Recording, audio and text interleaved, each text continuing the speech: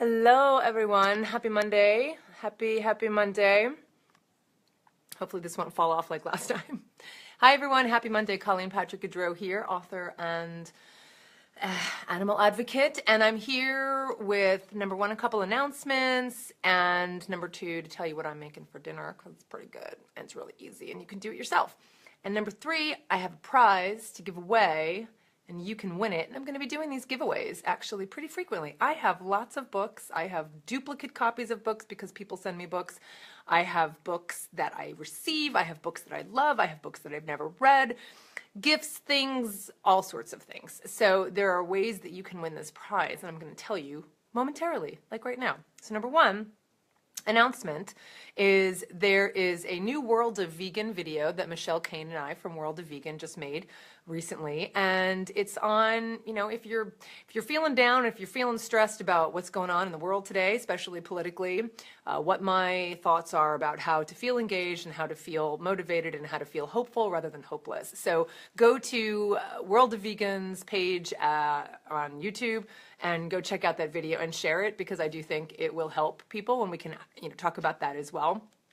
And we can definitely talk about some specifics of that if that is one of the questions you have in our vegan Q&A. Number two is, of course, there's a new episode of Animology just released on Friday, and it's on the number of words for colors that we have, there are a number of words for colors, like crimson, like purple, like sepia, that actually come from crushed animals or from animals whose mucus we've taken to use as a dye. Not pretty, doesn't sound pretty, but it's interesting, and it is something we all need to know, because we need to know how connected we are to animals and how much we've exploited animals. So for better or for worse, we have so many words in our English language that have animals in their origins. I have a new episode coming out on Friday that will be about all the words of colors that come from how we're inspired by the beautiful animals. So it's not all doom and gloom. So that's coming up on Friday. And the way you can listen is by going to iTunes or Stitcher or animologypodcast.com and finding out how to listen. But in order to win today's prize, which is Christy Middleton's new book, Meat Less. Meat Less. Meat Less. Meat Less. Meat Less. You're going to win this book. You can win this book. Do you want to win this book? Transform the way you eat and live one meal at a time. You can give this away to friends, family, coworkers. You can leave it in doctor's offices. You could leave it by mistake. Oops, I left it on a bench somewhere so that someone will pick it up and read it. If you want to read and win this book, which I will mail to you, by the way, it kind of applies to those in the US because I won't be able to send it internationally. So if you would like to win this book, you need to go to iTunes and leave a review of Animology Podcast. And then you send me a screenshot, and I'll go over and see that it's there on iTunes. And you will be in the drawing for winning this prize. So we're going to do this very frequently. Like I said, I have lots of books to give away. So the one that you could win today is Meatless. So go to iTunes and go to Animology Podcast, and you can type that. If someone could type that for me. Heather, would you mind typing that for me? Animology, I have to spell now, M-A-L, that was my favorite subject in school, O-G-Y. Animology, like animal, O-G-Y. Podcast over at iTunes, and leave a rating and review. Send me a screenshot of your review, and you will be entered to win entered in the drawing to win Christy Middleton's new book, Meatless. Okay, so that's what I've got. And hello, Sarah. Hello, everybody. Hello. Where are y'all from? I love to know where y'all are watching from.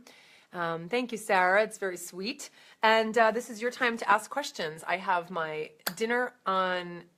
Well, it's not on the stove because it's in the pressure cooker, and I'll tell you about that in a minute. But start gathering your questions, start getting ready to go over to iTunes and leave your review of Animology. And like I said, go over to YouTube, to World of Vegan's channel on YouTube, and go check out the video. It's also on the Facebook page just below. Hello, Lindsay from San Diego. Hello, Monica from Puerto Rico. I love it. Love it, love it, love it. Sarah's in Minnesota. Kenneth is in Washington, D.C. I love it. Don't you love this? Look at this. Boston, all over the place. Montclair, New Jersey, in the house. Woo! Hey, Christina. Yep. My old stomping grounds. I'm actually going to be in New Jersey in a couple weeks. Not doing anything that you'd want to come do with me, promise. Eddie from San Diego, I love it, I love it, I love it. Hello, Hannah Lee in Echo Bay. Heather in State College, Pennsylvania. I'm never going to remember all this, but I'll do my best. Thanks for coming by, Jeannie. Good to see you, really good to see you. And your questions are for me to answer. So first of all, Fernanda, hello, Fernanda, said, it's hard for me to, why isn't it linking down? Because you guys keep popping in. Hold on. Fernanda said, haven't been able to see you live in a while. Was just listening to your podcast interview with Paul Shapiro. That's awesome. It's a pretty good one. We've got one coming up with Carol Adams. That one's already recorded and edited and in the queue, ready to be released. So the interviews we've done so far is I've talked to Paul Shapiro about the euphemisms around meat and dairy and eggs. I've talked to Michelle Simon around the word milk and how the dairy industry wants to make it illegal for plant-based companies to use the word milk. If that doesn't speak to a fear, I don't know what does. Once you try to stop someone from doing something that is so clearly part of the status quo and the norm in terms of a word that everybody understands in the context in which it is used, yeah, you got something else going on there. Silly companies, silly fearful dairy companies. Hartford County, Maryland in the house. Love it, love it, love it. So, good question. So Sierra's asking about the vote. So it obviously hasn't come to the Senate floor yet. So Sierra's asking about a bill that passed the House of Representatives. This is in the United States, but don't tune off just because you're not here in the United States. It was a bill that was passed it was HR Resolution 69, and it basically would make it legal for hunters, people who shoot animals, and they don't even deserve to be called, just shooters, to go kill hibernating bears and cubs and wolves in their homes this is the worst part, on refuges. Refuge means safe place, and so obviously these are not safe places anymore. So these are national refuges, so this would be an Alaska national refuge that they'd be able to go and shoot and kill bears and wolves legally. It passed the House despicably, and now it is going to go to the Senate. It hasn't gone to the Senate floor yet, but that doesn't mean you cannot write to your representatives. You can write to your senators and call them now, today, tonight, when you get off of here. You can write a little postcard, write a little letter, and you tell them, and anybody can write this down below. It's a bill it's connected together. So in the Senate, it's SJ Resolution 18, and in the House, it was HR Resolution 69. So if you just write, animals deserve to be protected on the Alaska, in the Alaskan refuges. So please vote no on SJ69. That is all you need to say. That is all you need to do when you call or when you write. So it is not out there on the floor yet, but as soon as it goes up on the floor, it's going to get voted on. And so we need to make sure we're contacting our senators today. So thank you for asking, and let's get that.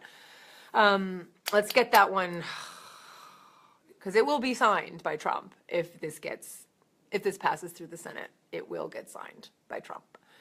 Let's see. So what do we have? We have questions, more questions.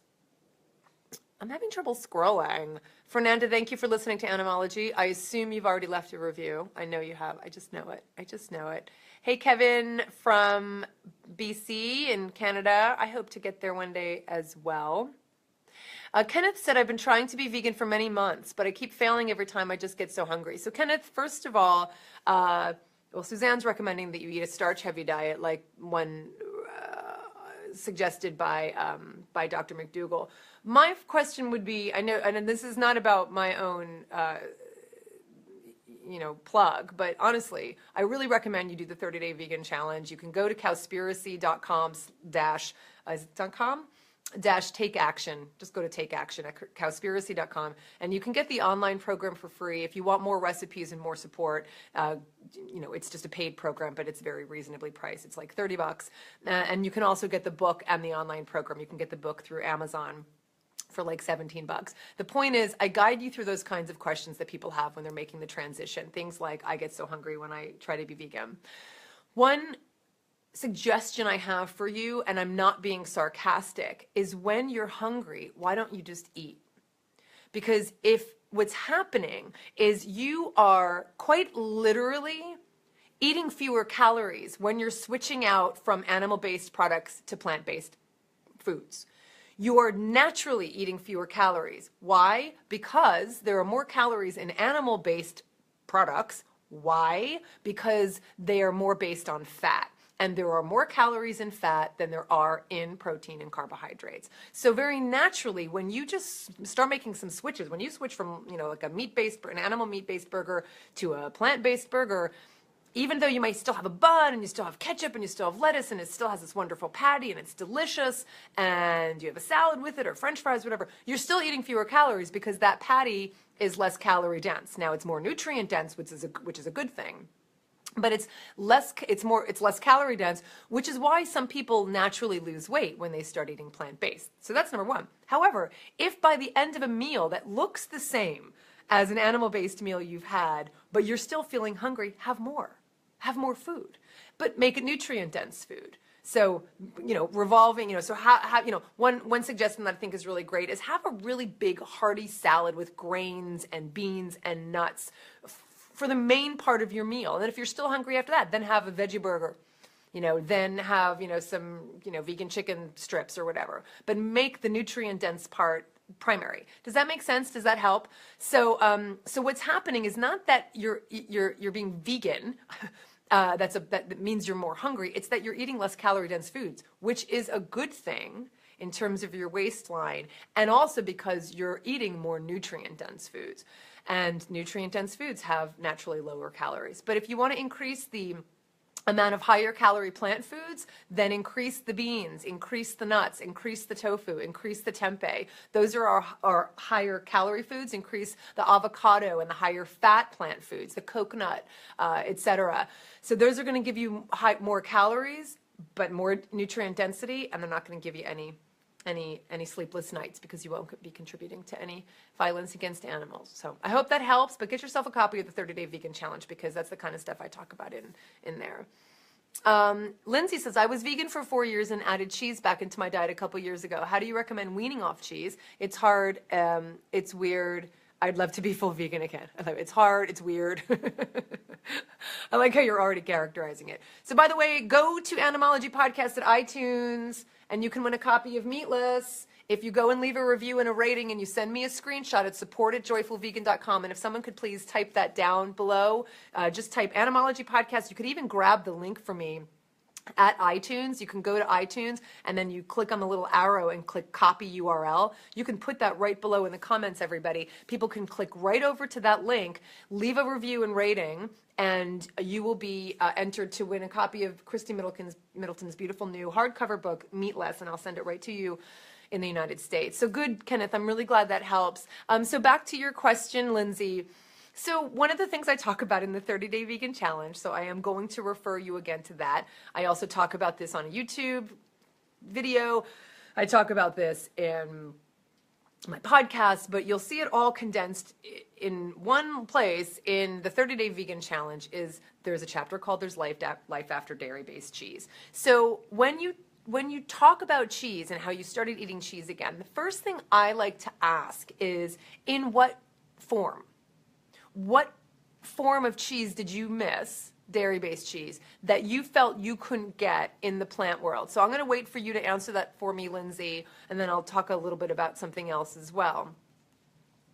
Yes, and Tim says he's vegan and he eats a tremendous amount of cheese because that's the point, and we'll get to that. But like with animal-based meat, when we talk about cheese, it's not about the dairy. It's not about the cow's milk or the goat's milk or the sheep's milk or whatever type of cheese you're eating. It's about the fat, it's about the salt, it's about the texture, the mouthfeel, and the familiarity. It's about the comfort that plays such a huge role. Okay, pizza.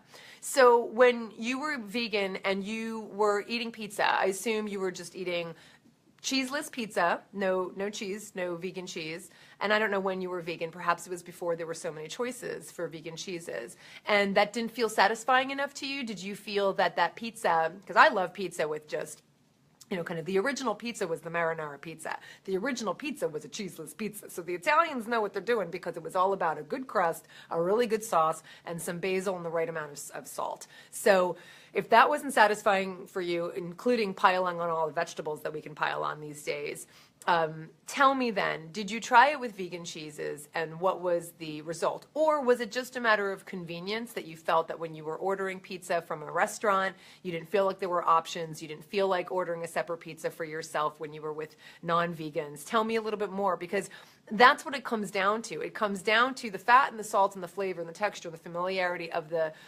item itself, which you can absolutely get from plant-based cheeses, period. And there might be more going on. It might have been a feeling like you were an outcast, like you were an outsider, like you couldn't just join in with everybody else, like you had to find a particular pizzeria that served vegan cheese, or that you couldn't find one that gladly served cheeseless pizza, etc. So that's the question I have for you. I'm also going to guess that even though pizza was the issue for you, you kept continuing to eat other cheeses as well. Am I right? Did you continue eating? Was it just like, oh, well, pizza was what I missed. I missed, a gooey dairy-based cheese on my pizza. But I'm going to bet that didn't stop at the pizza. I'm going to bet that it also continued with other things as well. And that's what I would invite you to do is, first of all, check out the vegan cheeses and all of the wonderful cheeses out there, and you're saying they weren't very satisfying and pizza isn't pizza without cheese. Well, not according to the Italians, Lindsay, because that was the original pizza. So pizza is pizza without cheese. The original pizza, anybody who wants to type that down in the comments may do so. The original pizza was the marinara pizza. So it is very much the original pizza. Quintessential pizza, really good crust, really good marinara sauce, and some basil. That's the original pizza.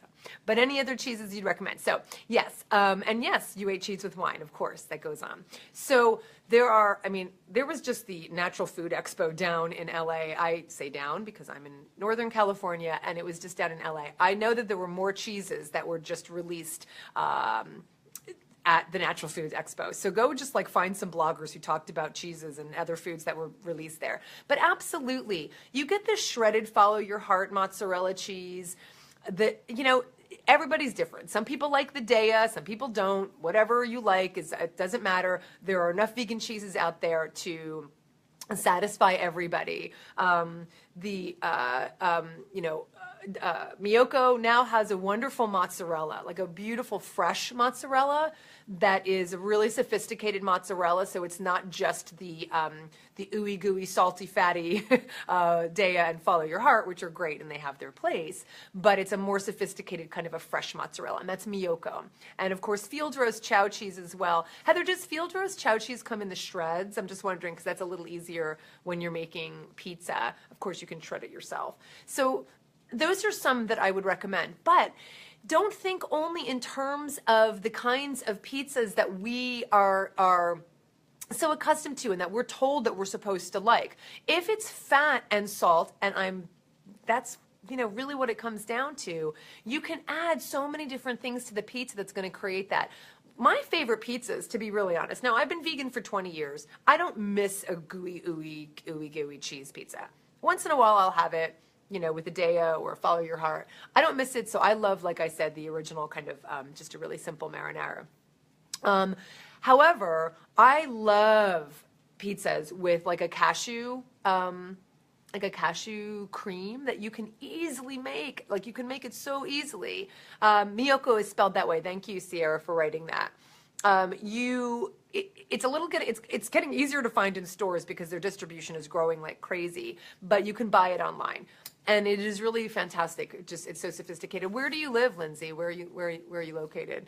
So I hope that helps a little bit. Get the 30-day vegan challenge. Take a look at my suggestions. Try some of the cheeses. Use a little bit. Consider that it's about fat and salt and flavor. And And Miyoko has some wonderful cheeses that are great for wine. If that's what you're experiencing, then great. But in every other way, if in every other area of your life and in your diet, you're able to eat vegan, then at least do that and start experimenting again with the cheeses that are out there that really are fantastic. And I think possibly better than when you were vegan the first time. We'll see. We'll see. Okay, you're in San Diego. You can definitely find lots of these products.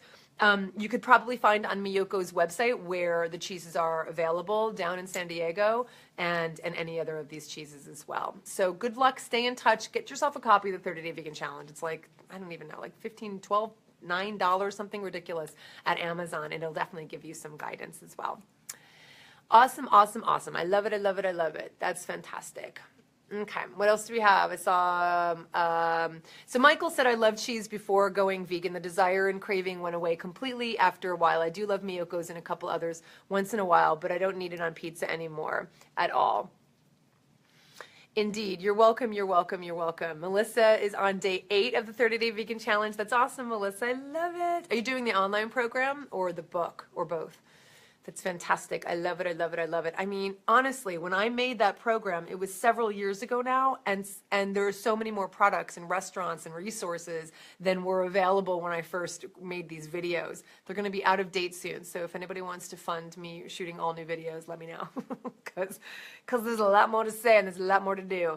And yeah, you can, Ron, as Rhonda said, if you want to make your own cheeses, you can do that as well, because Miyoko has an artisan cheese book. So you can buy that as well. Oh, awesome, Melissa. That's fantastic. Love all the suggestions, and you all can keep providing suggestions even beyond what I have to say. Look at this. Michael's actually in San Diego. So Miyoko's is available OB Peoples, Windmill Farms, and also by mail. So again, if you guys want a copy of Meatless, there's lots of great information in here.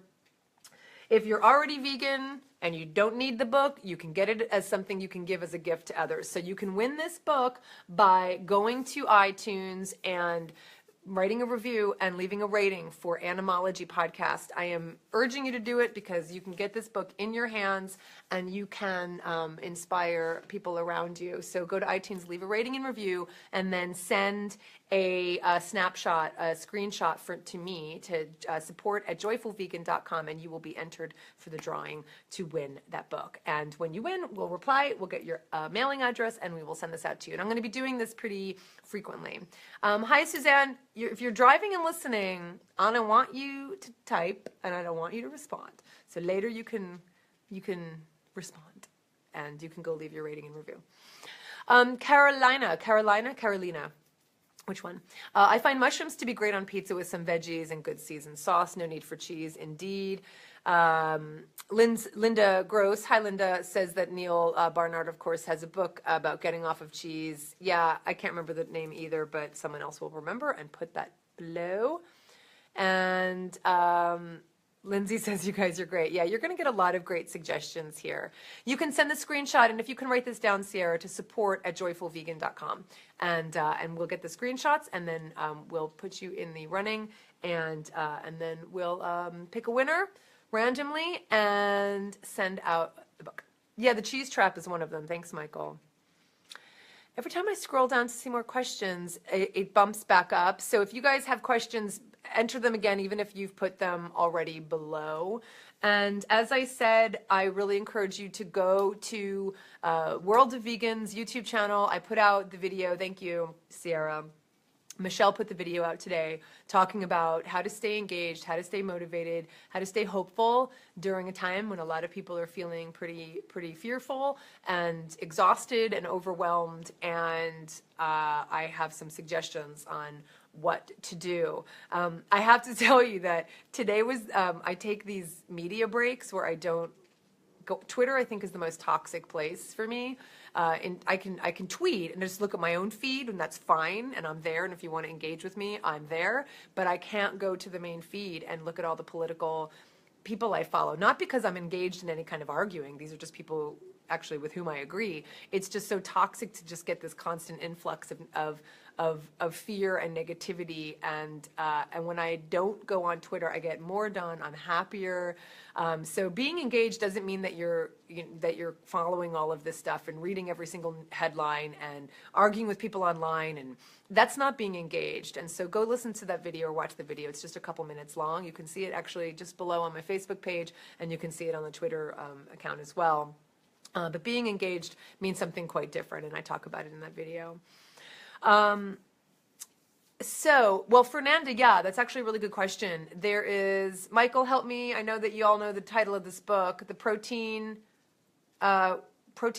or what is it? What's the protein book? Fernanda, you should read it because it is about the obsession with protein and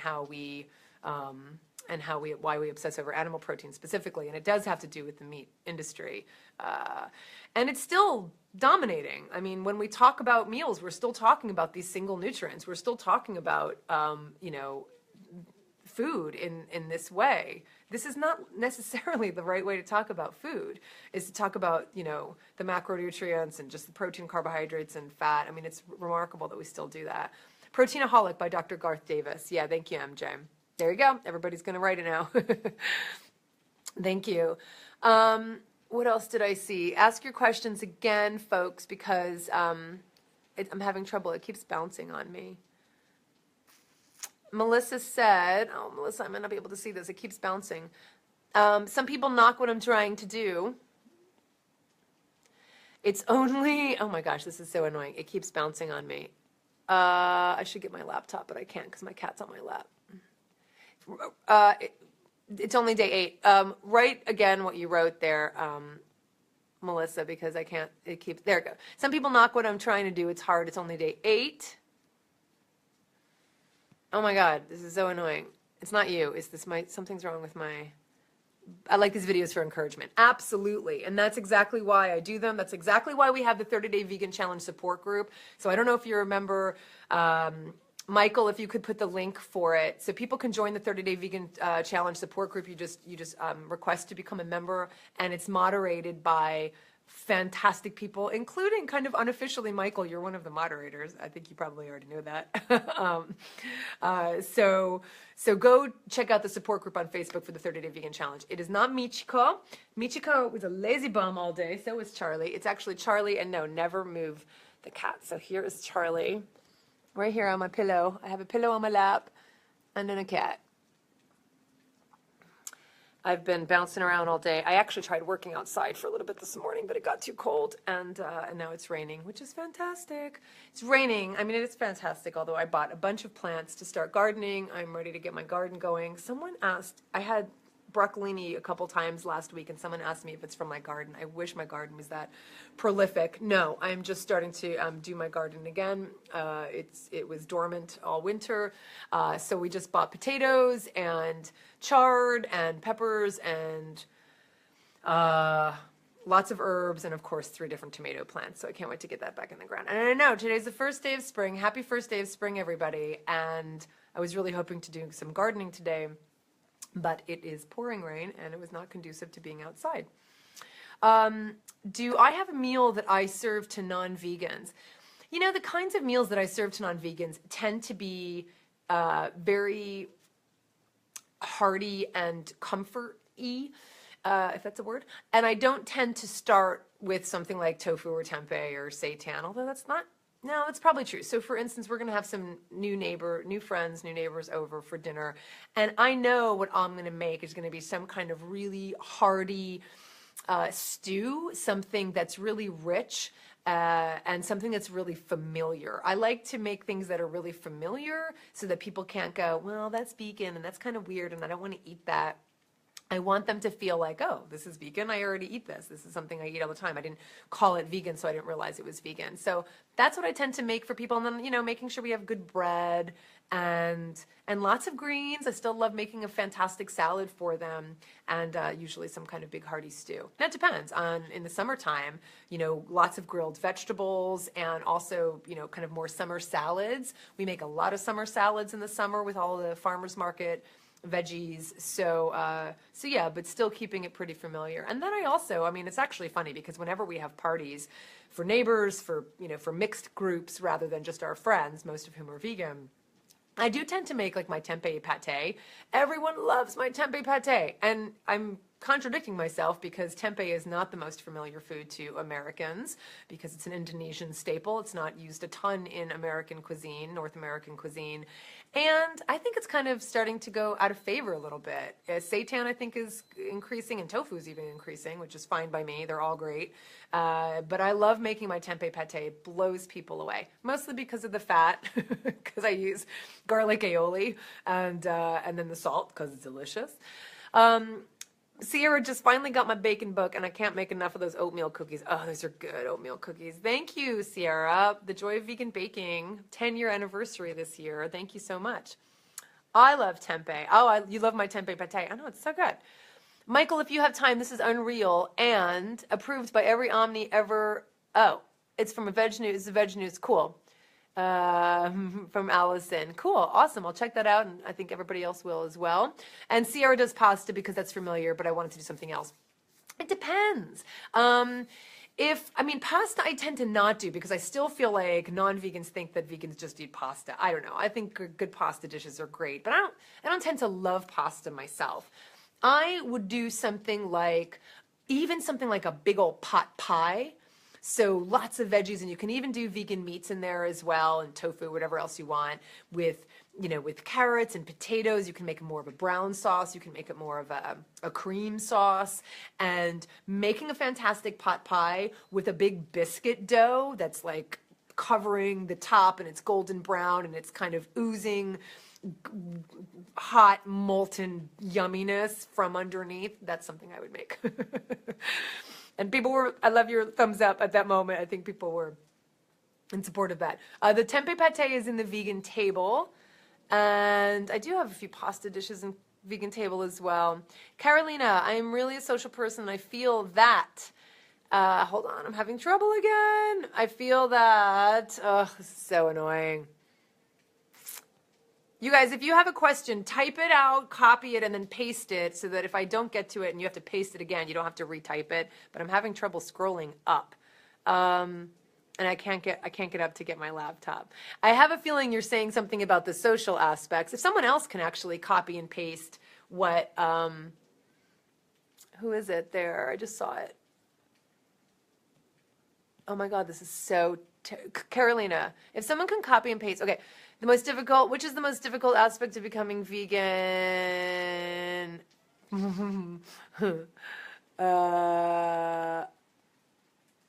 Yeah. Oh, and you give me your phonetic spelling. Thank you. And now I can't see it because this is annoying. What was the most difficult aspect of becoming vegan for you? Thank you for that. So, thank you. Thank you for that. So for me, when I first became vegan, I think the most difficult aspect, which is why I anticipate this for everybody I work with, everybody I talk to, is I think the most difficult part was becoming aware that the people around me who supported everything else I believed in and knew I was a compassionate person, but all of a sudden said things that I had never heard come out of their mouths before, just in response to me saying I was vegan. The defensiveness, the questions, the hostility, the myths, the misconceptions, the treating me like what I was doing was so foreign and so alien to what I had been doing just the day before was shocking. And I'll never forget that. I mean, it was really, really surprising. And I think that's exactly what we all encounter and why it becomes so difficult for vegans, especially for those who are shy, for those who are not as eager to talk about themselves, is that you feel that you have to expose yourself and reveal everything you believe and think about things you'd never thought before. And all you wanted to do was just like not hurt anybody by stopping eating animals. Or, even if it's for health reasons, you never thought you'd have to answer these questions. And I think because of that, so many people retreat into what I call the vegan closet or never come out of it in the first place. So that's why I really talk a lot in my work about finding your voice. And thank you, Michael. Thank you so much. You're welcome, and thank you. Finding your voice and being able to express your values and convey the things that you believe in and care about in a way that's just that's just truthful, that's not about trying to change anybody else's minds, that is a way of just planting seeds, or even if it's just a way to just express yourself with truth without being attached to how that truth is going to affect other people, I think is so important. And being just proud of what you're doing and not feeling like you have to defend yourself, but not expressing that part that you don't feel like you have to defend yourself in a defensive way. It's really about walking a line, and I think that over time, I made the decision that I wanted to be an ambassador for a compassionate way of living. And so I made a point to find my voice in terms of being able to talk about what I cared about most in a way that didn't alienate people, but also didn't give them the permission to keep eating animals or feel okay about it, but also didn't make them feel bad about it. So it's a matter of really, it's such an opportunity to find out who you are and what you're made of. And that's definitely reflected back to you when you first become vegan and you tell people you're vegan. You find out who your friends are. I lost some friends, because we hold up a mirror to people who feel that we're reflecting back to them something that they don't want to see and might feel that you're judging them about, even though all you did was become vegan. And I had friends who were just like, okay, don't want in on this, and I hadn't even done anything. So that was the hardest part, and then that passes once you become more confident in who you are, and once you find more community too. I became vegan. My husband became vegan right afterwards, and then I very quickly found a vegan community, and that's so important. And that was before the internet is as it is today. So you're very lucky. Everyone's very lucky today that we have so much engagement online. But I do think, no matter what, whatever it looks like, online, offline, both, having like-minded people in your life is just so important so that you just feel you could be yourself and not have to explain yourself all the time. MJ says the social part was the most challenging for me in the beginning as well. It gets easier as time goes by. Once you get past the first set of holidays, it was smooth sailing. Okay, not 100% smooth, but much easier. Well, and every experience like that every encounter is an opportunity, right, MJ? I mean, every encounter with family, with friends, with strangers, with neighbors, whether we're vegan or not, is an opportunity to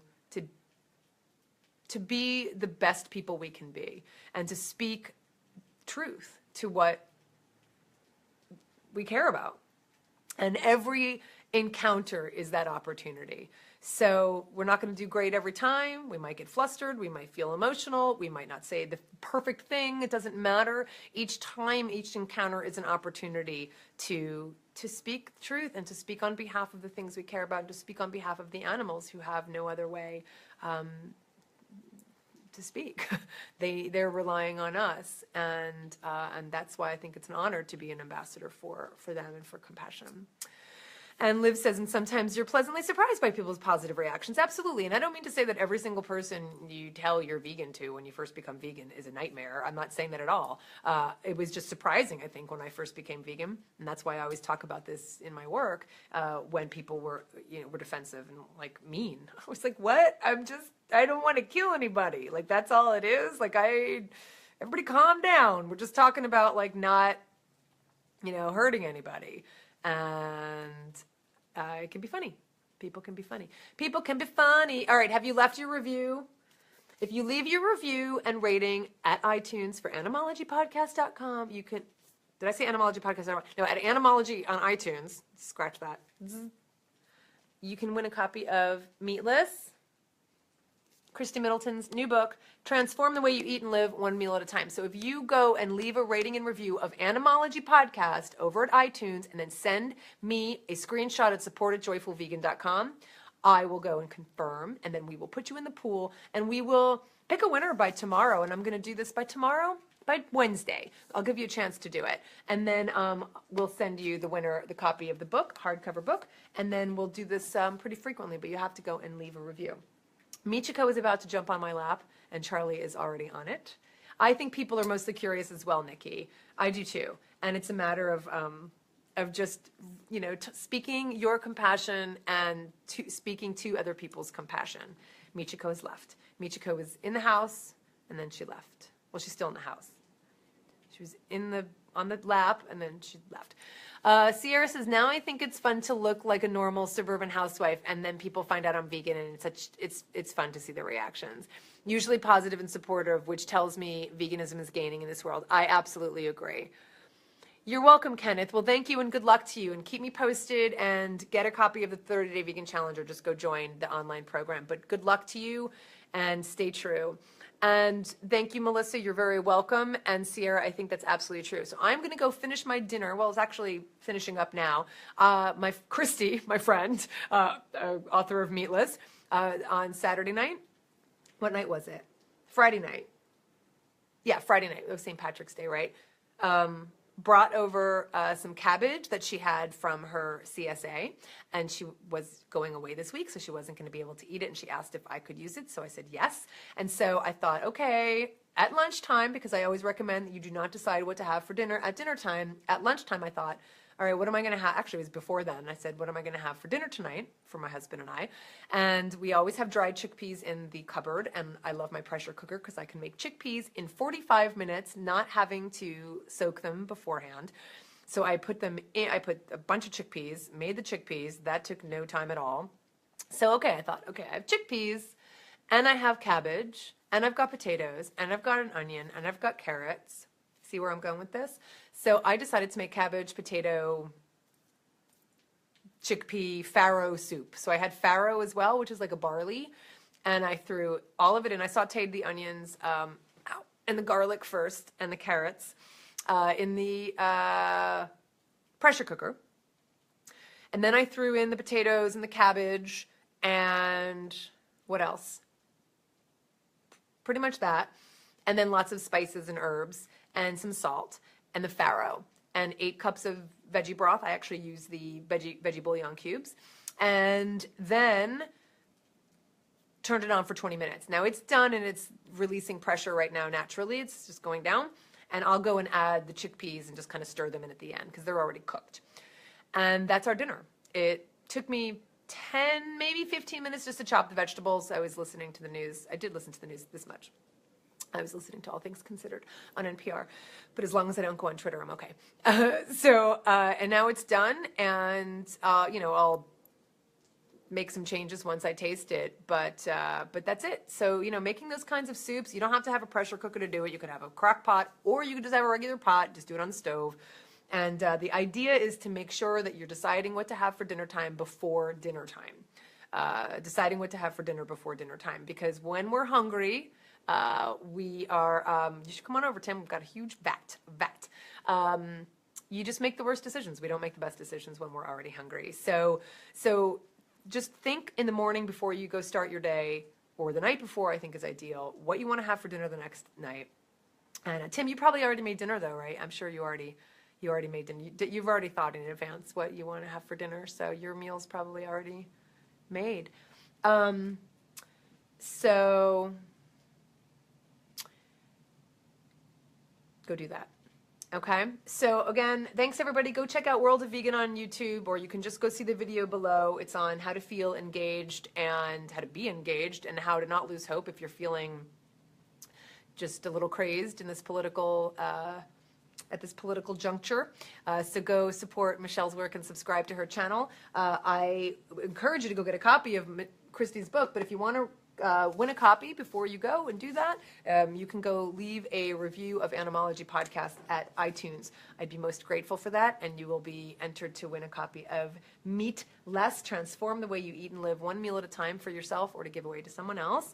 And definitely contact your senators about SJ Resolution 69 and tell them to please protect animals on wildlife refuges and not let them be killed, not allow hunters to come in and shoot and kill them. The NRA is incredibly organized, and anybody who cares about animals, and it is a bipartisan issue for sure, should have as much say and as much power as the NRA. So if you care about animals, tell everybody you know to go tell their senators to say no, to vote no on the Senate Bill 69.